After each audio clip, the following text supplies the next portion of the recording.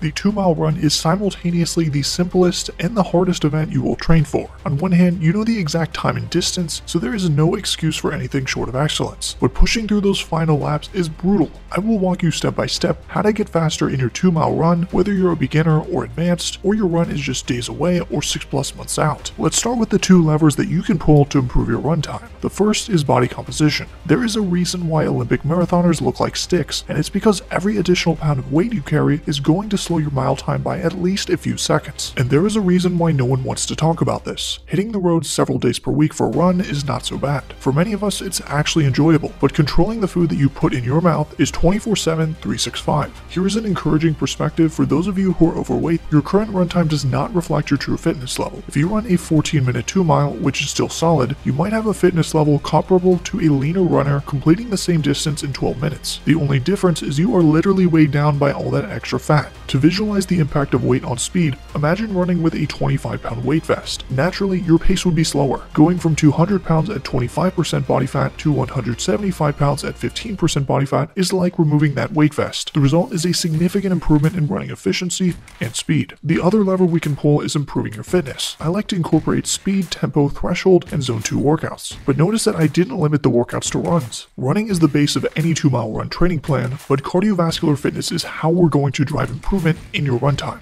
There's nothing stopping us from adding training modalities like rowing, cycling, or rucking on top of the base running plan, so long as your recovery allows for it. The other aspect of your fitness is running efficiency. Simply doing more running will improve your movement patterns and technique. In the same way you can grease the groove to see rapid push-up progress, that also applies, but to a lesser degree with running. What you'll hear if you talk to a running coach if you ask how to improve your run time is to spend the next 3 to 4 months building up to 50-mile weeks. And that's true, it's what it will take if you want to become an elite runner. But for military athletes training for selection, I found diminishing returns beyond 25 to 30 miles. And this is because the 2 aspects of training that we need to improve are 1, your aerobic base, which raises the floor of your running performance so that your lower intensity pace is faster, and then 2, your lactate threshold, so that we can perform at your goal pace for longer before fatigue sets in. A traditional running program will ignore the goal pace and threshold work to start off, because to hit 4-minute miles, you need a massive aerobic base and running economy, which requires a lot of mileage. Running a 6-minute mile doesn't. The downsides of that high mileage vastly outweighs any benefits if you're training for selection. Your risk of injury goes up, the recovery costs are immense, and the biggest downside is the opportunity cost. You'll be spending 7+ hours per week running when you can cut that in half and also do more strength or non-impact cardio. This is why I say to identify your weaknesses as a candidate and tackle those first. You get no bonus points for running extra miles, especially when that time can be spent improving your weaknesses. Your pacing and breathing will have the biggest impact on your 2-mile time. There is no worse feeling than being at lap 6 of 8 and realizing that you have no gas left in the tank. One of my athletes actually ran around a 7:30-minute mile our first week together, but his max effort 400-meter run 5 minutes after that was 1:16, which is just over a 5-minute mile pace. He easily had the fitness to run a 6-minute mile, but his pacing was terrible. He told me he did the run with a friend and tried to keep up. By following these 2 steps, he turned around and hit a 6:15 the very next week. First is to have a goal pace. Let's say it's a 12-minute 2-mile, which is 1:30 per quarter-mile lap. The first lap, you're not allowed to run any faster than 1:33. Laps 2, 3, and 4 should be run at your goal pace. So at this point, you would be at 6:03 for the mile time. After mile 1, I want you to evaluate how you're feeling as you're running at goal pace. If you're not feeling so hot, try to hang on at goal pace for laps 5 and 6, and then give the last half mile everything you've got. It's going to suck regardless, so you might as well give it your all and finish with a faster time. If you're feeling good after mile 1, pick up the pace on laps 5 and 6, and then push max effort in the final half mile stretch. Some 2-mile track coaches will recommend to run faster than goal pace on mile 1.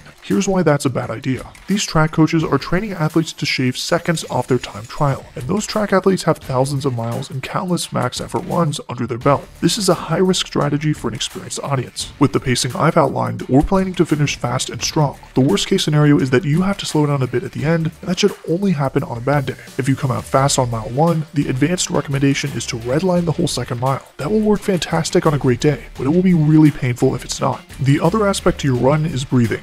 Most runners have poor breathing habits, whether they unintentionally hold their breath, have extended inhales, or are just inconsistent. You want your breathing to be like a swimmer's. They're forced to breathe consistently, since they only have the opportunity to do it during their strokes. The running version of this is exhaling every certain number of steps. Start off with an exhale on every 5th foot strike and see what pace you can hold. As you speed up, you'll have to inhale more frequently. You might find exhaling every 4th step lands you at your goal pace. Once you start breathing every 3rd step, you might need to slow down. The benefit to this strategy is learning how your effort correlates correlates to your breathing cadence. I'm a huge advocate of chest strap heart rate monitors, but this is a great tool you can use alongside it, and something that you can also use at selection. Chris Hinshaw is a coach of professional CrossFit athletes and also has a great video on breathing. I'll leave it in the description. With 6 or more months to train, you'll have a lot of flexibility. And for those of you who are already in running shape doing 20+ miles per week, here's a sample template which includes intervals on Monday, a tempo run on Wednesday, non-impact zone 2 cardio on Thursday, and a zone 2 run or walk on Saturday. For those who are new to running, overweight, or at risk of injury, you can still make great progress running twice per week. I suggest substituting Monday's running intervals for rowing. You can do your tempo run on grass or a soft surface to mitigate the risk of shin splints, and while it's not exciting to delay running those hard intervals, I highly recommend you ease into the hard running. It's a lot easier to get fit when you're healthy than it is to rehab an injury and start all over again from scratch. At about 3 months out, your training should get more specific. The Monday intervals now have a jogging recovery, the tempo run is now a threshold workout, and you can begin transitioning some of your non-impact cardio to running or walking. When you're 1 month out, your first 2 weeks of training should be very hard. Here we're doing 400-meter goal pace intervals on Monday. On Wednesday, more hard efforts are near or at goal pace, and then you're doing a recovery zone 2 run on Thursday and a long zone 2 run on Saturday. At 2 weeks out, your top priority is to know your pacing strategy, which we talked about how to do earlier in the video. Second is to continue to practice at goal pace. Your volume should decrease in the final 2 weeks, but it's important to keep easier goal pace sessions in the mix so you know your pace for race day. My bonus tip for this video is to adjust your volume slowly. You won't see rapid improvements in running like you would with squatting just by practicing and learning the form. Overuse injuries like shin splints can onset rapidly, so where possible, avoid running on concrete and stick to the trails or grass when starting off. Rucking is also a great alternative modality. Click the video on the screen for a masterclass on how to improve your rucking, and for free running programs, click the link in the description.